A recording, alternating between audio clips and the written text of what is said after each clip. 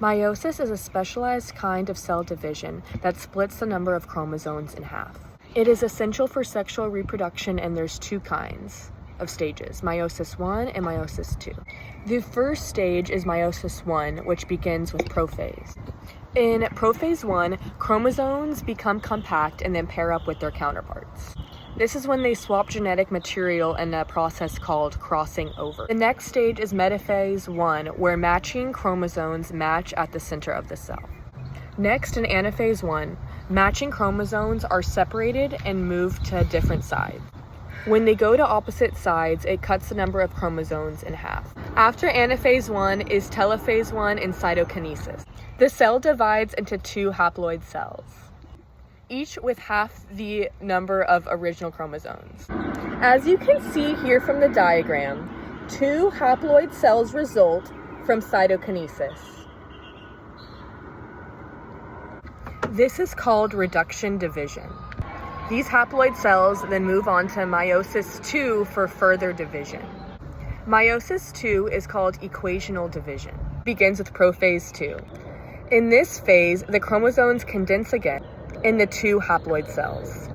In metaphase 2, chromosomes align at the equator of each cell.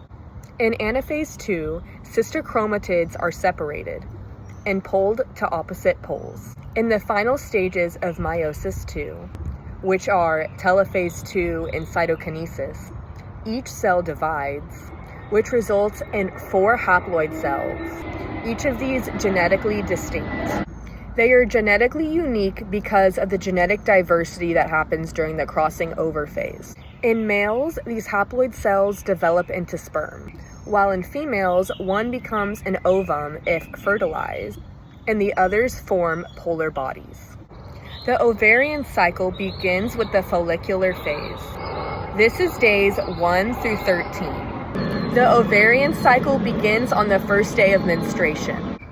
Follicle-stimulating hormone stimulates the growth of ovarian follicles, each containing an immature egg. The dominant follicle matures and secretes estrogen. This prepares the uterus for potential pregnancy. The egg is released into the fallopian tube where it waits for fertilization. The luteal phase is from days 15 to 28. The ruptured follicle transforms into the corpus luteum. This secretes progesterone. Progesterone maintains the uterine lining. This is called endometrium. This prepares for implantation. The uterine cycle begins with the menstrual phase. This is days 1 to 5. If fertilization does not occur, the corpus luteum regresses, leading to a drop in progesterone and estrogen levels. The uterine lining sheds, leading to menstruation. Next, we have the proliferative phase, which is days 16 to 14. Rising estrogen levels stimulate the regeneration and thickening of the endometrium. This phase coincides with the follicular phase of the ovarian cycle. Next, we have the secretory phase, days 15 to 28.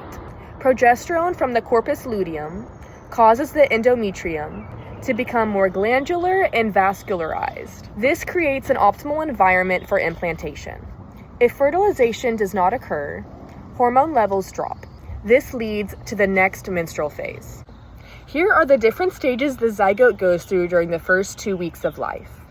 During the first 2 weeks of life, the zygote undergoes remarkable changes as it transitions through the germinal stage and prenatal development. The first stage is fertilization. This process begins when a sperm cell fertilizes an egg in the fallopian tube. This forms a single-cell zygote. The zygote contains a complete set of genetic material, which is 46 chromosomes from both parents. After fertilization, the next step is cleavage. Within 24 hours after fertilization, the zygote begins rapid cell division through mitosis. These divisions result in a multicellular structure called a morula. This is a solid ball of cells. Next, we have blastocyte formation.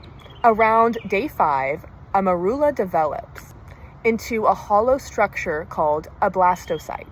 The zygote transitions into an embryo after implantation.